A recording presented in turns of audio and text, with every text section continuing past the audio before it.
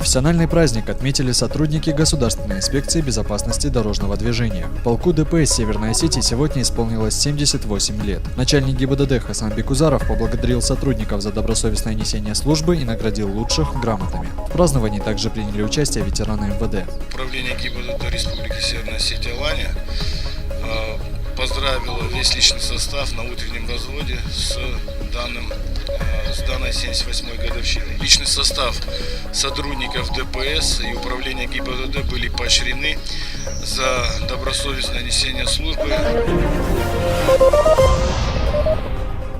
Осетия – территория без наркотиков. Под таким девизом прошли слушания Общественной палаты Северной Осетии. На повестке дня «Беда 21 века. Наркомания». В конференц-зале Центра реабилитации инвалидов собрались представители государства и общественности. Участники дали отчет о проделанной работе, предложили более эффективные методы борьбы с распространением запрещенных препаратов и поговорили о том, как можно излечить зависимость.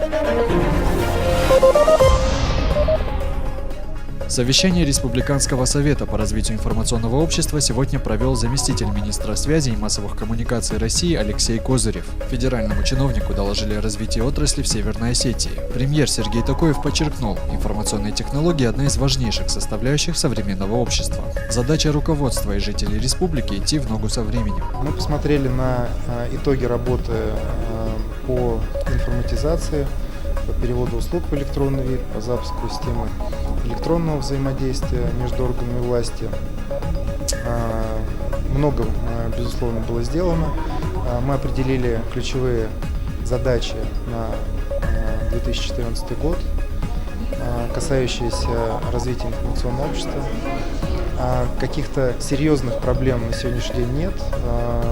Все необходимое и с организационной точки зрения, с точки зрения обеспечения финансирования развития этой программы есть в наличии.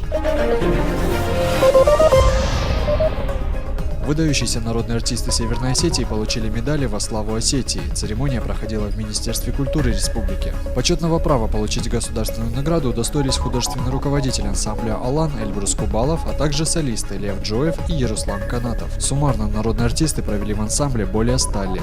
Это артисты с очень тонкой душевной организацией, поэтому для них важно бывает и моральная поддержка, и то, что Гутем Разымбекович отметил, их многолетний труд в нашем главном ансамбле, конечно, радует и меня, и вы видите, с большим чувством восприняли и сами награжденные сегодня. На пост главного тренера Владикавказской Алании назначен Артур Пагаев. На протяжении многих лет Пагаев являлся неизменным капитаном красно-желтых. На его счету рекорд по количеству проведенных игр за клуб в высшем дивизионе чемпионата страны. Их было 289. Тренерскую деятельность он начал в 2007 году. Пагаев успел поработать помощником старшего тренера Анжи и Нижегородской «Волги». Свой первый матч под руководством Артура Пагаева барсы провели в Кисловодске, где разошлись с миром с молодежной командой Грозненского «Терека». Моя мечта, это мечта всей моей жизни, чтобы у нас снова был такой клуб, как в 90-е годы, чтобы люди ходили на самом деле на футбол, чтобы они болели, и чтобы на самом деле чаша нашего стадиона всегда была заполнена до отказа. И то, что сегодня назначили Пагаева, именно я считаю, что это на самом деле победа всего осетинского футбола. 1 июля Государственная Дума приняла закон о переходе России на зимнее время. Таким образом, в октябре россияне переведут стрелки часов на 1 час назад. В дальнейшем смены времени в межсезонье не будет. Научные сотрудники Института биомедицинских исследований говорят, что перевод времени сказывается на здоровье. Особенно это чувствуют люди, страдающие хроническими заболеваниями. Пока страна по-прежнему живет по летнему времени, опережающему астрономическое на 2 часа. Переход на единое время сократит этот разрыв в большинстве регионов России. В рамках фестиваля в гостях у Ларисы Гергиевой публике представили удивительную программу «Виолончельное танго», в которой гармонично сочетаются фолк, рок, поп и джаз. Исполнители джаз-оркестр «Папоротник» и Борислав Струлев. Струлев входит в число лучших виолончелистов мира, он обладает исключительным темпераментом, обаянием и виртуозной техникой. Сегодня он представляет музыкальному миру свое видение того, что сплав классики, джаза, танго и даже рэпа может быть не только смелым, но стильным и качественным решением. У нас музыка очень веселая, очень глубокая.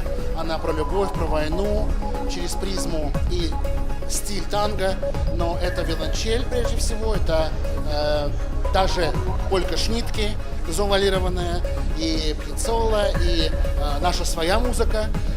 Интереснейшая, так сказать, такая творческая команда. Профсоюзы Северной Осетии отмечают День своего образования. Этот праздник ежегодно проходит 5 июля. В этом году в канун праздника организован автопробег, который стартовал от Дома Союзов. Кроме того, состоится торжественное награждение заслуженных профсоюзных работников и ветеранов профсоюзного движения государственными наградами. Автопробег пройдет по всем центральным улицам Владикавказа, Алагирского, Ордонского, Дегорского, Иравского, Кировского, Правобережного и пригородного районов. Мы будем информировать о наших требованиях в профсоюзах. Главным требованием – это достойная жизнь работающих людей. Мы хотим, профсоюзы добиваются увеличения рабочих мест, сокращения безработицы и достойной жизни трудящимся нашей республики.